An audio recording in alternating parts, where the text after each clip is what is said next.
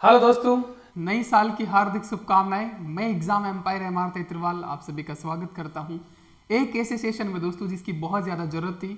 कहते हैं ना कि हिंदुस्तानी समाज इस प्रकार से रचा बसा गया है कि यहाँ पे खुशियों से ज़्यादा दुख भरे पड़े हैं और ये दुख खत्म काहे नहीं होता, उसको आज हम खत्म करते हैं। एक एक डिटेल में बात करेंगे कि आयु सीमा जो फर्स्ट ग्रेड का वैकेंसी होता है, जिसे स्कूल व्याख्याता स्कूल लेक्चरर कहा जाता है, उसकी क्या आयु सीमा है, किसको छूट है, पासिंग मार्क्स में किसको छूट है, कौन कौन अप्लाई कर सकता है, क्या फाइनल ईयर वाला अप्लाई कर सकता है, और जिसने ग्रेजुएशन में दोस्तों एमएससी करी है, बीएससी करी है, वो कहता है सर मैंने आगे चल के एमए कर लिया, हिस्ट्री से कर लिया, क्या वो भी अप्लाई कर सकता है? मतलब सब्जेक्ट चेंज करके भी अप्लाई कर सकता है क्या? ऐसे कुछ बारीक बारीक सवाल हैं जिनका जवाब हर किसी बच्चे को चाहिए। मेरे पास बहुत सारे मैसेज आ रहे थे और सबसे बड़ा रोग तो ये कि सर ये 40% वाला लफड़ा जो था पासिंग मार्क्स का, या क्या नई सरकार बदल सकती है? हम इस पर भी बात करेंगे दोस्तों, क्योंकि सबसे मोटा सवाल यही है कि नई सरकार आई है तो क्या बदलाव हो सकता है। तो पूरा डिटेल में चर्चा करेंगे कि क्या संभावना बनती है और क्या एग्जाम पैटर्न रहने वाला है, किसको पासिंग मार्क्स से छूट है, कितनी सैलरी होती है, सब कुछ डिटेल में बात करेंगे। बने रहेगा एक बार। और वैकेंसी संभावित कब आ सकती है, कब उसका एग्जाम हो सकता है। और एक और मोटा दर्द दोस्तों कि जीके जो है नया पढ़े कि पुराना पढ़े, ये क्या रिव्यू कर रही है 33 जिलों पे सरकार, तो क्या हो सकता है, उसका दर्द भी हम खत्म करने जा रहे हैं दोस्तों। तो सबसे पहली बात दोस्तों मैं बोलूंगा सर कौन कौन अप्लाई कर सकता है। आयु सीमा अंतिम वर्ष वाले छात्र अप्लाई कर सकते हैं क्या? कौन कौन अप्लाई कर सकता है? सबसे पहली बात तो सुन लेना, मिनिमम क्वालिफिकेशन जो है सभी के लिए, फर्स्ट ग्रेड वाला लगभग सभी स्ट्रीम्स के लिए, जनरल थोड़ा कॉमर्स के लिए ऐसा है कि कॉमर्स वाला अप्लाई कर सकते हैं, ऐसे ही थोड़ा खेलकूद वाला मामला है। बाकी जैसे हिस्ट्री है, पॉलिटी है, ज्योग्राफी है ना, हिंदी है, इंग्लिश है, उनके लिए सबके लिए कॉमन है। और वो क्या है दोस्तों, आपके लिए क्या होना चाहिए, तो आपका अंडर ग्रेजुएट होना चाहिए आप, है ना, एक पोस्ट ग्रेड हो जाए पीजी, जब अंडर ग्रेड पीजी तभी पीजी होगा, जाहिर सी बात है। प्लस आपके पास बीएड होना चाहिए, बीएड होना चाहिए या डिप्लोमा इन एजुकेशन, बीएड या तो बीएड हो चलेगा या diploma in education, diploma in education है ना, ये होना चाहिए आपके पास, इनमें से एक बीएड या डिप्लोमा इन एजुकेशन अगर आपके पास है तो आप एलिजिबल है दोस्तों सभी, और मतलब सभी जो स्ट्रीम्स है उनके लिए, जो भी रेस्पेक्टिवली। एक बड़ा सवाल बच्चे कई बार मैसेज करते हैं कि सर हमारा अंतिम ईयर चल रहा है, लास्ट ईयर है, एमए भी लास्ट ईयर बताते हैं, कुछ बीएड तो कर चुके हैं, या कोई बीएड का लास्ट ईयर बताते हैं, क्या हम अप्लाई कर सकते हैं? सुन लो कान खोल के दोस्तों, अप्लाई कर सकते हो आप। शर्त सिर्फ इतनी है कि जब आपका फाइनल रिजल्ट आएगा उससे पहले आपका कंप्लीट चाहिए, जब डॉक्यूमेंट वेरिफिकेशन होगा, बस। तो दर्द यही खत्म हो जाता है। मैं तो कहता हूं फाइनल ईयर क्या, अगर तुम अपीयरिंग फर्स्ट ईयर भी चल रहा है तुम्हारा बीएड, तुमने अगर आज इस साल शुरू किए ना, तो भी कोई पता नहीं सरकार का, क्या पता भगवान ना करे ऐसा हो कभी वैकेंसी डिले होगी, लटक गई, लेट लग गई, पेपर आउट हो गया तो आगे चली जाएगी। तो तुम अप्लाई करना लाल। अगर तुमने बीएड शुरू भी नहीं किया और तुम्हें लगता है ना क्या जा रहा है तुम्हारा, कुछ जा रहा है, तो बीएड के फर्स्ट ईयर में भी हो ना तो भी अप्लाई करना, तैयारी शुरू कर देना, ठीक है। तो बीएड के अंतिम वाला तो बिल्कुल अप्लाई कर ही सकता है, लेकिन मैं तो कहूंगा कि फर्स्ट ईयर भी चल रहा है आपका तो अप्लाई कर देना, एमए फर्स्ट ईयर भी चल रहा है तो भी अप्लाई कर देना, क्योंकि MA first year second year होने में टाइम नहीं लगता, वैकेंसी में टाइम लग जाता है, इस बात से आप भी वाकिफ है, ठीक है। तो ये बात है, तो सब अप्लाई कर सकते हैं, अंतिम वर्ष वाले भी अप्लाई कर सकते हैं। एक जो मोटा दर्द है वो ये है कि सर हमने बीएससी करी थी, है ना, हमने बीएससी करी थी, क्या ग्रेजुएशन में हमने बीएससी करी थी, और फिर हमारा मूड चेंज हो गया आगे जाके, और हमने बजाय एमएससी करने के हमने एमए कर लिया हिस्ट्री से, हमने एमएससी करने के बजाय एमए कर लिया हिस्ट्री से, तो सर हमारा सब्जेक्ट चेंज हो गया, यहां तो साइंस था या हमने आर्ट ले लिया, तो क्या हम अप्लाई कर सकते हैं? तो क्या हम अप्लाई कर सकते हैं? सबसे बड़ा सवाल, जी हाँ आप अप्लाई कर सकते हो। समझ में आ गया? कई सारे बच्चों का ये भी मैसेज था कि सर हम अप्लाई कर सकते हैं क्या। अब आती है आयु सीमा में छूट दोस्तों। आप सभी को पता है जनरल वालों के लिए ये जो आयु सीमा है 21 वर्ष से 40 वर्ष है। आप कहोगे सर हम कैटेगरी वालों को कोई छूट है क्या? तो सुन लो भाई, कैटेगरी वाला चाहे आप एससी हो, चाहे एसटी हो, चाहे ओबीसी हो, चाहे ईडब्ल्यूएस हो, चाहे एमबीसी हो, ठीक है, इन सभी को आयु सीमा में छूट दी गई है दोस्तों। और वो छूट कितनी दी गई है? 5 वर्ष की छूट है अगर आप पुरुष हो तो, 5 वर्ष की छूट है अगर आप पुरुष हो तो, और अगर आप महिला हो इस कैटेगरी की तो आपको 10 वर्ष की छूट है। समझ रहे हो, 10 वर्ष की छूट है। जनरल वालों का आयु सीमा में कोई छूट नहीं है, 21 से 40 वर्ष है। अगर आप इन कैटेगरीज का लड़का हो तो आपको 5 वर्ष की छूट है, अगर लड़की हो तो 10 वर्ष की छूट है। इसका मतलब लड़की तो 50 साल तक की भी दे सकती है, तो गल्ले हैं, मतलब एज कोई बैरियर है ही नहीं आपके। इसके बाद कुछ आता है कि विधवा और परित्यक्ता का क्या है, तो वो तो दोस्तों क्या है, अनलिमिटेड है, मतलब कोई आयु सीमा निर्धारित नहीं है, बस रिटायरमेंट की आयु से कम होना चाहिए, रिटायरमेंट की 60 वर्ष है, तो आप 59 वर्ष के भी हो, 59 वर्ष 6 महीने के भी हो, तो आप अप्लाई कर सकते हो, कोई इसमें डाउट आपको होना ही नहीं चाहिए, ठीक है।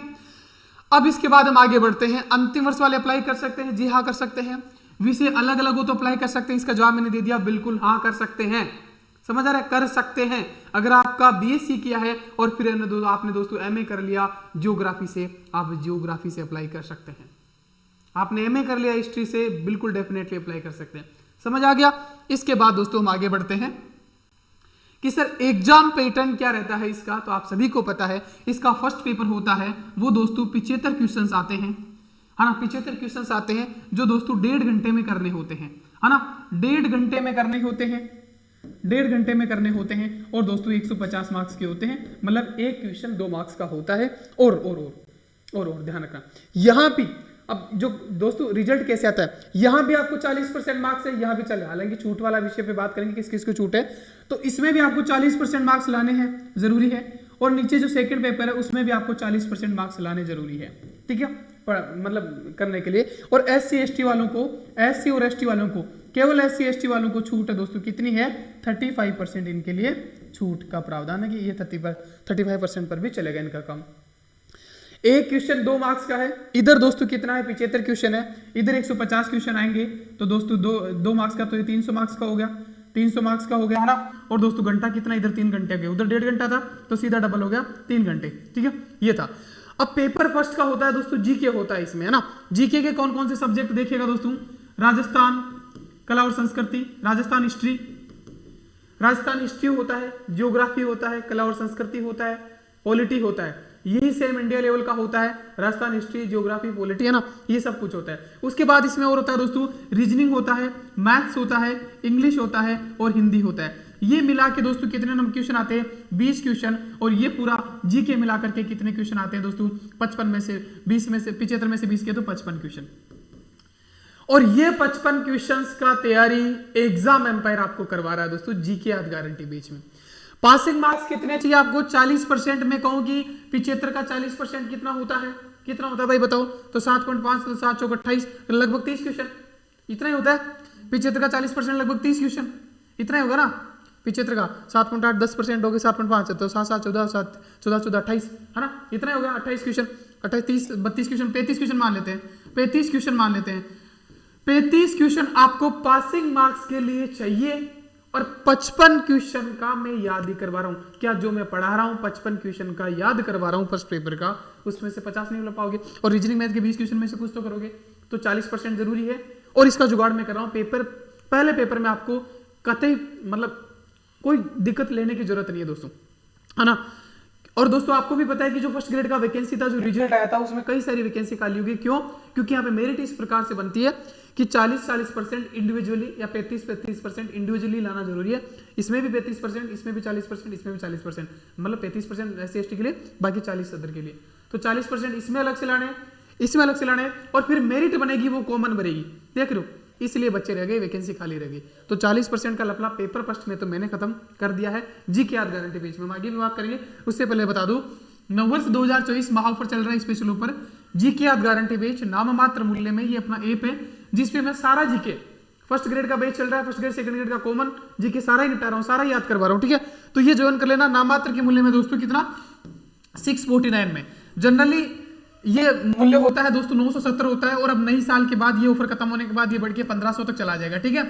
तो ये आज ही ज्वाइन कर लेना 649 का। और मैं बता दूं ये 649 कीमत आपको कोई भी क्लास लेके देखोगे ना, जैसा कि मैं यूट्यूब पे याद ही करवाता हूँ, जनगणना वाला क्लास आपने देख लिया होगा, खनिज वाला देख लेना जाके, यूट्यूब पे ही पढ़ा, चित्रकला जो भी तुम्हें देखना हो, एकीकरण वाला, नृत्य वाला, है ना, जो भी हो, तो मैं याद ही करवाता हूं। तो ये अमूल्य बेच है, वैसे तो कोई कीमत हो ही नहीं सकती, याद कराने वाली क्लास देता हूं मैं तो, ठीक है। फिर भी मैंने एक मूल्य रखा है 649 रुपये, ताकि अपना ये गुजारा चल जाए सारा जो भी पढ़ाने का है, ठीक है। तो ये बात थी पेपर फर्स्ट की। पेपर सेकंड आपका सब्जेक्ट होता है, जिसमें senior secondary level, graduation level, post graduation level का आपका सब्जेक्ट पूछा जाता है, जो 300 मार्क्स का होता है। उसमें भी आपको 35% और SC ST को 40% और SC ST को 35% लाने जरूरी है, ठीक है। तो ये पेपर आपको अपने हिसाब से, अपने स्तर पे, जो भी आपका टीचर हो अच्छा, जो सब्जेक्ट कराता हो, ये सब्जेक्ट आप कर रहे हो, और अब तो कुछ बच्चे तो सीख भी गए, जैसे मैं जीके याद करवा रहा हूँ, तो उसके हिसाब से अपना पेपर भी याद करना सीख गया ना। तो ये चीजें आपको इसमें भी आपको इंडिविजुअली 35% या 40% लाना होगा। इसका दावा मैं कहता हूँ कि इस पेपर में आपको फेल नहीं होने दूंगा। और मैं हमेशा कहता था कि एग्जाम एम्पायर हालांकि बाकी जो बाहर पढ़ेगा बच्चा जो लाखों देके भी पढ़ता है, वैसे लाखों देके ऑफलाइन बैच में 30,000 50,000 देके जो बच्चे ऑफलाइन कोचिंग किए थे वो बच्चे मेरे पास है ऑफलाइन कोचिंग में सेंटर में पढ़े हुए 1-1 लाख वाले, तो देख सकते हो आप। तो बात ये है कि ये क्वालिटी और ये कंटेंट शॉर्ट नोट्स भी देता हूँ, हालांकि शॉर्ट नोट्स पे हम अलग से बात करेंगे, ठीक है। तो ये पेपर 2 आपको ये इंडिविजुअली पास करना पड़ेगा, ठीक है। इसके बाद बात आती है कि सर पासिंग मार्क्स कितने और छूट किसको। जैसा कि आप सभी को पता है छूट किसको है, तो छूट केवल और केवल SC ST को है, बाकी को 40% लाना ही है, बाकी सभी को 40% लाना है, और SC और ST को 35% लाना है, ये छूट है। इस पर बात करेंगे हम। इससे पहले कह देते हैं दोस्तों सैलरी अच्छी खासी आपको मिलती ही है ना। सैलरी अच्छी खासी मिलती है। मैं कहता हूं कि अगर आप साल भर में कहीं से अमीर हो सकते हो, या मतलब आप किसी भी एग्जाम की अगर सिविल सर्विस में नहीं जाना चाहते और टीचिंग एग्जाम में जाना चाहते हो और आपके पास क्वालिफिकेशन है, आप एलिजिबल हो, तो आपको फर्स्ट ग्रेड का तैयारी करना चाहिए दोस्तों। इससे बेहतर नौकरी नहीं हो सकती। ठप्पा सील चलता है, आपका पता है, आपको सील चलता है, और सैलरी इतनी अच्छी खासी कि हाँ प्रोबेशन में थोड़ा कम होता है, जो कि हर एग्जाम में होता है। प्रोबेशन में तो मतलब RS को भी 30,000 नहीं मिलता है प्रोबेशन में, तो RS से भी ज्यादा मिल जाता है इसको तो प्रोबेशन में भी, है ना।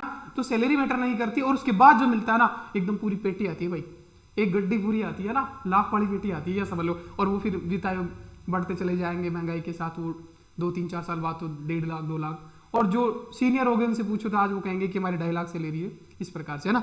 तो ये बहुत अच्छी खासी सैलरी आपको देता है, इससे बढ़िया कोई नौकरी हो ही नहीं सकती, है ना। इसके बाद बात आता है कि जीके सर नया पढ़े कि पुराना पढ़े।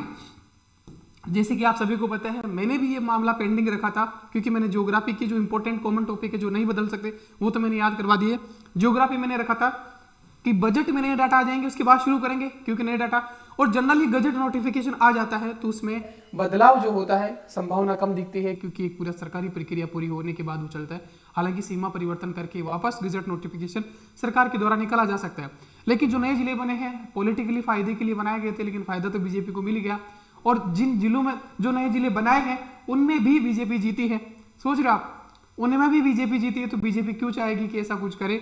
और ऑलरेडी और मोल कुछ है ना, 3 जिलों का मालपुरा और वो जो 3 जिले की घोषणा हुई थी, तो घोषणा का नोटिफिकेशन अब जारी करेंगे नहीं करेंगे उस पर हम नहीं जा सकते, वो तो नहीं बनने वाले। तो 50 जिले जो है वो बने हुए हैं, इनमें कोई सीमा परिवर्तन हो, कोई गांव को छोड़ना है, किसी को लपेटना है, किसी को खाली वो हो सकता है। तो फिर से तो ज्यादा बदलाव नहीं देखने को मिलेगा। हम नए जिलों के अकॉर्डिंग जो आएगा इकोनॉमिक सर्वे में डाटा ही जाएंगे, जैसे जनगणना मैंने याद कराई 33 जिलों की 50 की भी करवाएंगे दोस्तों ना, तो उसके आधार पे सारा हम ज्योग्राफी याद ही करेंगे, तो ज्यादा कुछ बदलाव होने वाला नहीं है। और जिनका एग्जाम तो अब 6 महीने बाद है, उनको तो नया जीके ही पढ़ना है ना, नया जीके ही पढ़ना है। और नया जीके ही मैं पढ़ा रहा हूँ, जीके याद गारंटी पेज में नोटिफिकेशन आने के बाद जितने भी क्लासेज है वो नए हैं, पुराने वाले को अपडेट करा के हम नहीं दे देंगे जब डाटा पूरा सारे आ जाएंगे, ठीक है। तो ये बात थी। उसके बाद आपका सवाल और कुछ बदलता है क्या, है ना। बाकी वैसे भी नए जीके से कुछ ज्यादा बदलता नहीं है। और ये जो हाल फिलहाल में जिनके एग्जाम 1-2 महीने में, उनको तो कोई मतलब पैनिक होना ही नहीं है, उनको तो पुराने ही है, और ना एग्जामिनर उसमें पढ़ना चाहेगा, क्योंकि सीमा परिवर्तन ये कभी भी कर सकते हैं। लेकिन नहीं लगता मुझे वो 50 तो रहने वाला, ठीक है। और जो भी होगा मैं तो देखो ऐसा है, अब कितना भी बदल दे, सारा बदलू की याद ही कराऊंगा आपको जीके याद गारंटी पेज में, ठीक है ना। वो टेंशन मेरी, बदलने का काम उनका, आपको तो सिर्फ क्लास देखनी है रजाई में हंसते मुस्कुराते हुए, ठीक है। उसके बाद दोस्तों बदलेगा 40% वाला नियम। आप सभी को पता है ये दर्द कब से खत्म हुआ दोस्तों, चाहे 2018-19 में ये दर्द चला था, जब एक बच्ची का नेगेटिव मार्किंग पे ज्योग्राफी में सिलेक्शन हो गया था, और वो स्कूल लेक्चरर बन गई थी नेगेटिव मार्किंग। तो मुद्दा उठा है कि जिसके नेगेटिव नंबर वो क्या बच्चों को पढ़ाएगी। तो तब से ये लगा, और जाहिर सी बात है, एक आपको मैं राज की बात बता देता हूँ, बीजेपी इस आंकड़े के 40% वाला नियम है ना, इसके साथ जाएगी। हाँ, इसमें कुछ बच्चे कहते हैं कि रियायत दे दे 2-5% की तो अच्छा होगा, और मैं भी इस बात का समर्थन हूँ, ज्यादा रियायत नहीं लेकिन 2-5% का दिया जा सकता है। क्यों? क्योंकि जिन बच्चों की आप देख रहे हो बच्चे सब पढ़ रहे हैं, अब सीटें ही खाली रह जा रही है। इसका मतलब इतना तो नहीं यार कि पूरे राजस्थान में 1000-2000 बच्चे भी पढ़े लिखे ना हो, पढ़ते हैं ना सब, मेहनत करते। अब पेपर आप टफ बना रहे हो, फिर उसमें 40% 35% नहीं ला पा रहे बच्चे, तो बच्चों का क्या कसूर है। तो इसमें या तो पेपर थोड़ा सही लेवल का बनाओ, या फिर थोड़ा सा इसमें रियायत दे दो, तो ऐसा किया जा सकता है। लेकिन ऐसा कोई कहे कि ये खत्म कर देगी बीजेपी सरकार, नहीं, बीजेपी तो ये 50 बढ़ा भी सकती है, क्योंकि वो तो चाहती है कि वैकेंसी खाली रहे, क्योंकि वो तो आपको जैसा परसेप्शन बना हुआ है, तो इसके साथ सरकार जाने वाली है, इसमें कोई बदलाव नहीं होने वाला है। आपको ही अपना लेवल बढ़ाना पड़ेगा, 40% नंबर आपको लाने पड़ेंगे दोस्तों, है ना। तो ये बात थी मोटा मोटी। अब दोस्तों आगे जो इनका पे एग्जाम सिलेबस है उस पर भी हम बात करेंगे, क्या रणनीति हो, है ना। सेकंड ग्रेड का क्लास ऐसा ही रणनीति एक वीडियो लेके आऊंगा, क्या क्वालिफिकेशन, रीट का भी लाएंगे नहीं इस तरीके से हर एक एग्जाम के लिए। तो नहीं हो तो आप सब्सक्राइब कर लेना। फिर सिलेबस पे भी चर्चा करेंगे, फिर रणनीति क्या हो, किस प्रकार से हम 6-8 महीने में सब कुछ कंप्लीट कवर कर सकते हैं, उस पर भी बात करेंगे। तो ये, और अगर आपका कोई भी सवाल हो दोस्तों, अभी भी कोई सवाल बचता है तो आप कमेंट बॉक्स में कमेंट कर देना और सब्सक्राइब कर लेना, ताकि जब भी मैं रिप्लाई करूँ आपको समय पर पहुंच पाए, ठीक है। तो कमेंट करके आप हर सवाल का जवाब पा सकते हो। 40% वाला नियम रहने वाला है, नहीं हटने वाला है। और ये स्पेशल ऑफर आप दोस्तों, आखिरी मौका है, आखिरी दिन है दोस्तों आज ऑफर का, 2 जनवरी। तो ये आप ज्वाइन कर सकते हो जा करके, नाम मात्र मूल्य में संपूर्ण जी की याद करवा रहा हूँ। नमस्ते दोस्तों, इसका लिंक जो है डिस्क्रिप्शन में भी है और कमेंट बॉक्स में भी पिन कर रखा है। थैंक यू दोस्तों, नमस्कार।